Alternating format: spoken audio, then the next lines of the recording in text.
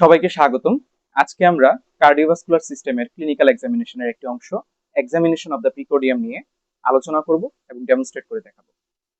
আমাদেরকে যখনই cardiovascular system examination করতে বলা হয়, শুধু প্রিকোডিয়াম এক্সামিনেশন নয়, সাথে ব্লাড প্রেশার, পেরিফেরাল পালসেস এবং জেবিপি বা জুগুলার ভেনাস প্রেশারও দেখতে হয়। আমরা জানি যে কোনো সিস্টেমের এক্সামিনেশনেরই কিছু কমন স্টেপ আছে, সেগুলো আমাদেরকে ফলো করে ফার্দার স্টেপগুলো ফলো করতে হয়। তো আমি যেহেতু প্রিকোডিয়াম এক্সামিনেশন করছি, আমারও এই ক্ষেত্রে হচ্ছে যে বেসিক কমন স্টেপগুলো সেগুলো ফলো করতে হবে।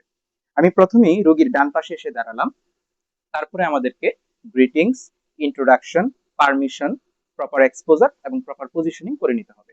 আমি এই স্টেপগুলো করে দেখাচ্ছি। আমি প্রথমেই রোগীর ডান পাশে এসে দাঁড়ালাম, তারপর আমরা প্রথমেই গ্রিটিংস এবং ইন্ট্রোডাকশন অংশটি করে দেখাচ্ছি। আসসালামু আলাইকুম বাবা, আমি ঢাকা মেডিকেল কলেজের পঞ্চম বর্ষের একজন শিক্ষার্থী। আমি আপনার কিছু পরীক্ষা করব, আশা করি সমস্যা হবে না। সমস্যা হলে জানাবেন। আমি কি শুরু করতে পারি?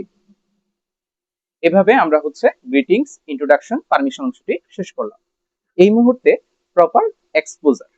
আমরা যখনই কার্ডিওভাস্কুলার এক্সামিনেশনের ক্ষেত্রে যখনই প্রিকোডিয়াম এক্সামিনেশন করতে যাব, তখন যদি মেল পেশেন্ট হয়, সে যদি টি শার্ট বা কোনো জামা পরে থাকে সেটি খুলে নিব এবং তার দুই হাত একটু অ্যাবডাক্ট করে নিব, যাতে করে আমরা ল্যাটারাল চেস্ট ওয়ালটাও দেখতে পারি।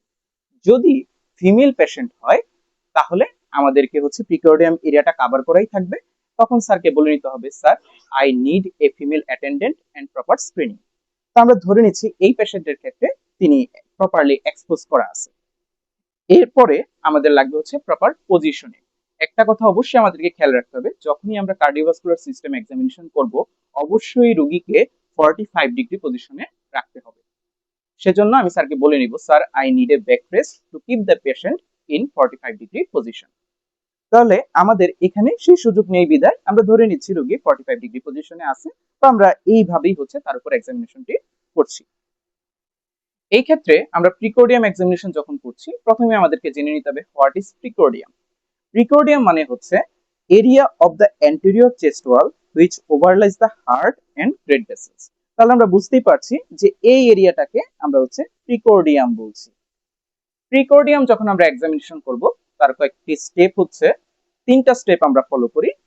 প্রথমেই হচ্ছে ইন্সপেকশন, দেন হচ্ছে পালপেশন, দেন হচ্ছে অস্কালটেশন। তবে খেয়াল রাখা প্রয়োজন, এক্ষেত্রে কিন্তু আমরা পারকাশন করছি না। পারকাশন আগে করা হতো এরিয়া অফ কার্ডিয়াক ডালনেস দেখার জন্য, কিন্তু এখন খুব একটা করা হয় না, এজন্য আমরা সেটাকে স্কিপ করছি।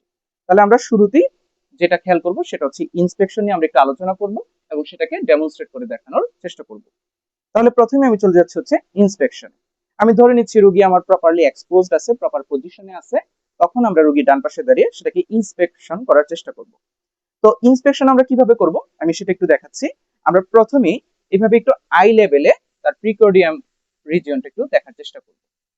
পরবর্তীতে আমি একটু হচ্ছে বেন্ড হয়ে তার অন্য পাশে যে ল্যাটারাল চেস্ট ওয়াল সেটা একটু দেখার চেষ্টা করব, কোনো ধরনের কোনো অ্যাবনর্মালিটি পাই কিনা। এবং আরেকটা কাজ করতে পারি, সেটা হচ্ছে আমরা একটু টো এন্ড থেকেও তার প্রিকোডিয়াম রিজিয়নটা একটু দেখে নিলাম। এখন কথা হচ্ছে এই ইন্সপেকশন প্রসিডিউরটাতে আমরা কি কি জিনিস দেখার চেষ্টা করব। ইন্সপেকশনে আমরা শেপ অফ দ্য প্রিকোডিয়াম, কোন ধরনের ডিফর্মিটি যেমন প্যাকটাস এক্সকাভেটাম, প্যাকটাস কেরিনেটাম বা কাইফোসিস, স্কোলিওসিস, এই ধরনের কোন ধরনের ডিফর্মিটি আছে কিনা সেটা আমরা দেখার চেষ্টা করব।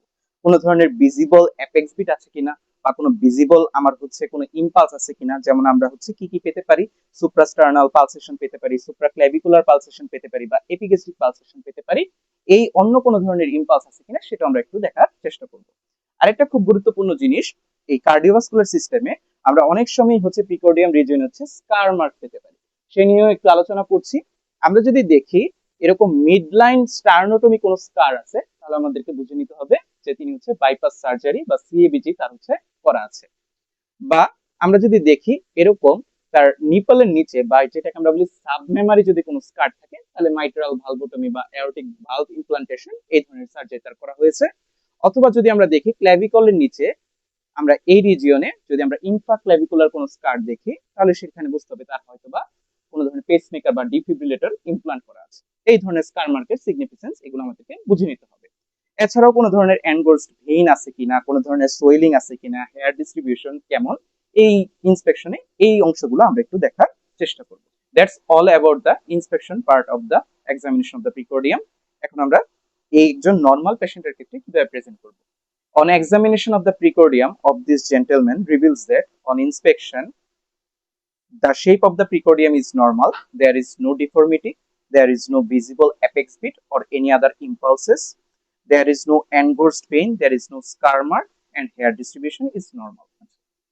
এখন আমরা এই ইন্সপেকশন পুরো প্রসিডিউরটি রিক্যাপ করার জন্য আমরা হসপিটালে একজন পেশেন্টের বেড সাইডে এই পুরো প্রসিডিউরটি আবার ডেমনস্ট্রেট করে দেখাবো। ধন্যবাদ। আসসালামু আলাইকুম বাবা, আমি ঢাকা মেডিকেল কলেজের পঞ্চম বর্ষের একজন শিক্ষার্থী। আমি আপনার কিছু পরীক্ষা করব, আশা করি সমস্যা হবে না। সমস্যা হলে আমাকে জানাবেন। আমি কি শুরু করতে পারি? বাবা, আপনার জামাটা একটু খুলে ফেলেন।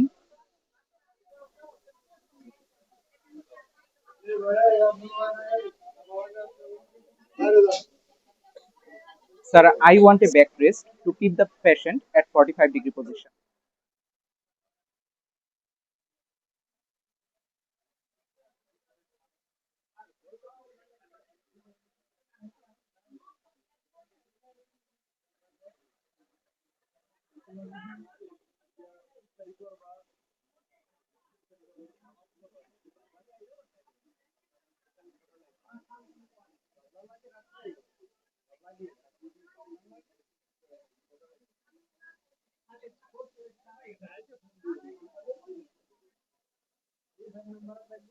On examination of the precordium of this gentleman reveals that the shape of the precordium is normal, there is no deformity, there is visible cardiac impulse, no other impulses, there is no engorged vein, no scar mark, no swelling, and the hair distribution is normal.